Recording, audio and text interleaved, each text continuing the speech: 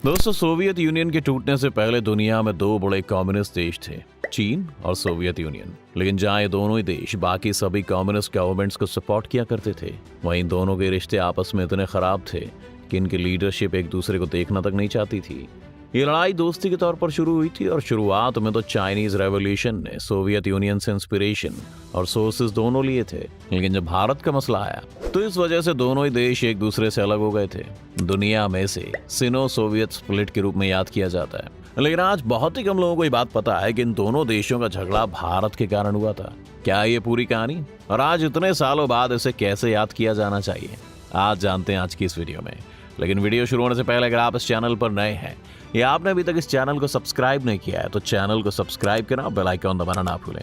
अगर हम इस टकराव को ट्रेस करने जाएं तो हमें अक्टूबर 1959 का वक्त याद आता है, जब सोवियत यूनियन के लीडर निकिता खुश्रेव चीन आए हुए थे ताकि वो माओ के साथ मिलकर पीपल्स रिपब्लिक ऑफ चाइना या फिर कम्युनिस्ट चाइना के 10 साल सेलिब्रेट कर सकें।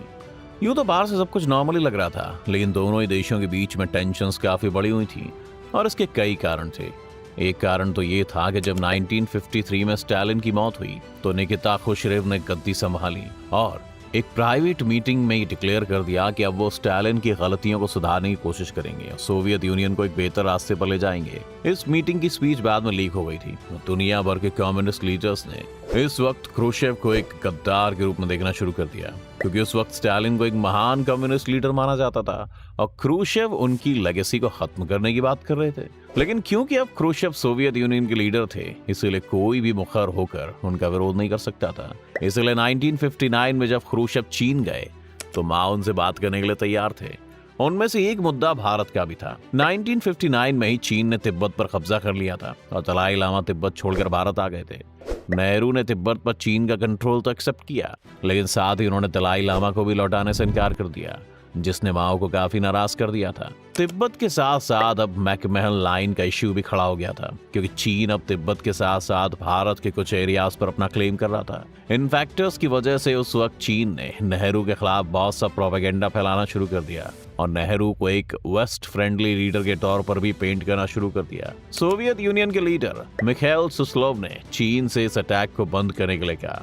सोवियत्स के लिए नेहरू बहुत इंपॉर्टेंट थे, क्योंकि कोल्ड वॉर चल रही थी और भारत जैसे देश का न्यूट्रल रहना और सोवियत्स की तरफ ज्यादा झुके हुए दिखना उन्हें दुनिया में एक अच्छी पोजीशन पर रखता था।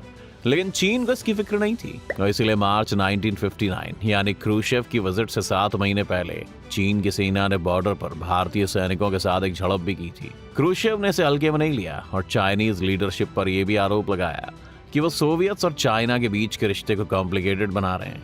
चीन ने इन आरोपों का खंडन किया, लेकिन दिल्ली दिल में उन्हें यह पता था कि वो क्या कर रहे हैं। जब क्रूशेव चीन आए तो चाइनीज प्राइम मिनिस्टर जोउ एन लाई ने क्रूशेव से कहा कि यह झड़प पहले भारत के सैनिकों ने शुरू की थी और भारत का साथ देकर क्रूशेव उनकी अपीजमेंट कर रहे थे। एन लाई और क्रूशेव के बीच इसके बाद एक तीखी बहस शुरू हो गई, जिसमें दोनों ही ने एक दूसरे से बहुत कड़वी बातें की। जहां एक तरफ क्रूशेव पर यह आरोप लगाया गया कि वो चीन की जगह भारत का साथ देकर कम्युनिस्ट मूवमेंट के साथ धोखा कर रहे हैं, वहीं क्रूशेव ने जोउ एनलाई को अपनी हद में रहने की नसीहत दी थी और ये कहा कि वो घमंडी हो गए। इसके बाद माओ ने आकर बात को शांत किया और क्रूशेव को ये यकीन दिलाया कि भारत का मसला दोनों देशों के बीच एक मसला है और उन्हें बाकी चीजों पर साथ में रहना चाहिए। इस विजिट के बाद जब क्रूशेव वापस रूस पहुंचे तो उन्होंने अपनी लीडरशिप से ये कह दिया कि वो चीनियों को ट्रस्ट नहीं कर सकते हैं। यही कड़वाहट हमें 1960 के वॉर्सो पैक्ट समिट में भी देखने को मिली, जब कम्युनिस्ट पार्टी ऑफ चाइना के कुछ मेंबर्स क्रूशेव से मिले और यहाँ पर भी उन्होंने चीन की क्लास लगा दी। क्रूशेव ने उनका मजाक उड़ाते हुए कहा कि आप लोग ग्रेट लीप फॉरवर्ड की बात तो करते हैं, लेकिन आपके लोगों के पास पहनने के लिए पतलून तक नहीं है, और अगर आपको स्टालिन इतना ही ज्यादा पसंद है तो हम स्टालिन की कब्र को बीजिंग भेज देते हैं। इस कमेंट से क्रूशेव ये भी जताना चाहते थे कि उन्हें पता है कि किस तरह चाइनीज लीडरशिप आज भी मानती है कि क्रूशेव ने स्टालिन के साथ धोखा किया था, और अगर सामने नहीं तो पीठ पीछे ये बातें करती भी है। इस मीटिंग के 2 साल बाद 22 अक्टूबर 1962 के दिन पर भारत और चीन के बीच में फिर से झड़प होती है और सोवियत यूनियन की लीडरशिप न्यूट्रल रहने का फैसला करती है।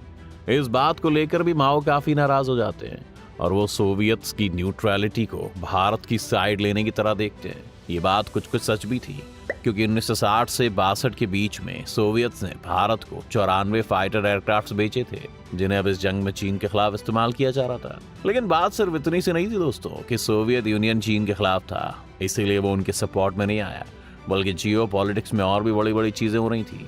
एक तरफ भारत चीन का युद्ध चल रहा था, लेकिन समुद्र की दूसरी तरफ क्यूबा में एक नई प्रॉब्लम जन्म ले चुकी थी, जिसे क्यूबन मिसाइल क्राइसिस कहते हैं। क्यूबा में कुछ ही साल पहले रेवोल्यूशन हुआ था और फिदेल कास्त्रो के नेटवर्क में वहां पर कम्युनिस्ट सरकार आ गई थी। अमेरिका को इस कम्युनिस्ट गवर्नमेंट से खतरा था, जिस वजह से उन्होंने क्यूबा को कई तरह से कमजोर करने की कोशिश की थी और एक बार तो सेना तक वहां भेज दी थी। इस सब को देखते हुए क्यूबा को लगा कि उनकी सिक्योरिटी के लिए यह जरूरी है कि वो सोवियत यूनियन के साथ आ जाएं। सोवियत यूनियन और क्यूबा के बीच में दोस्ती हुई और सोवियत यूनियन ने अपने न्यूक्लियर मिसाइल्स को क्यूबा में स्टेशन करना शुरू कर दिया।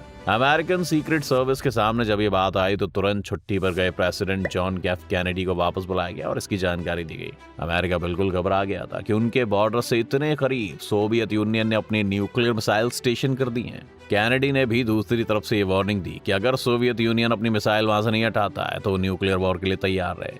आज तक ये दुनिया न्यूक्लियर वॉर के इतना करीब कभी नहीं आई है जितना क्यूबन मिसाइल क्राइसिस के दौरान आई थी। दुनिया में हड़कंप मच गया था कि एक न्यूक्लियर वॉर शुरू होने वाली है और दोनों ही देश पीछे हटने के लिए तैयार नहीं थे। फिर कैनेडी और क्रूशेव के बीच में फोन पर बात हुई और सोवियत ने एग्री किया कि वो अपनी मिसाइल्स वहां से हटा लेंगे और ये खतरा टल गया। इस इंसिडेंट पर चीन का भी कमेंट आया। चीन ने अमेरिका के लिए कहा कि उन्हें पता था कि अमेरिका जैसा देश जिसने अपना सरमाया लोगों को एक्सप्लॉइट करने के लिए इकट्ठा किया हो, वो कैसे एक न्यूक्लियर वॉर छेड़कर अपना सब कुछ गवा सकता है। दूसरी तरफ उन्होंने सोवियत यूनियन को भी आड़े हाथों में लिया और कहा कि सोवियत लीडरशिप का डर अब दुनिया से खत्म हो चुका है और वो कुछ भी करने की हिम्मत खो चुके हैं। इस स्टेटमेंट का मतलब साफ था कि अब चीन के लोग सोवियत यूनियन को कम्युनिस्ट के लीडर के तौर पर नहीं देखते थे। इस पॉइंट के बाद दोनों ही देशों के रिश्ते कभी भी सही नहीं हो सके। इसके कुछ साल बाद 1971 में जब रिचर्ड निक्सन अमेरिका के राष्ट्रपति थे, तब चीन और अमेरिका के बीच में पीस डील्स भी साइन हो गई।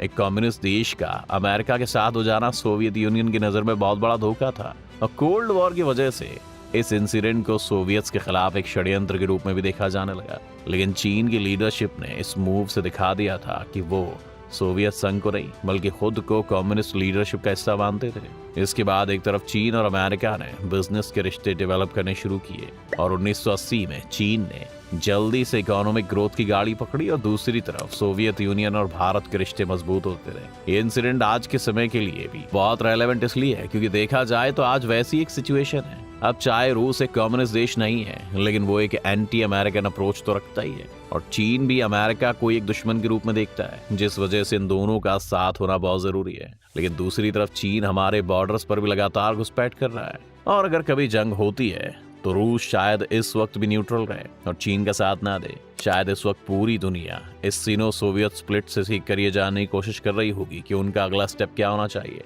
आपको क्या लगता है, क्या सोवियत यूनियन ने उस वक्त न्यूट्रल रहकर सही फैसला किया था? अपनी राय हमें कमेंट सेक्शन में जरूर लिखें।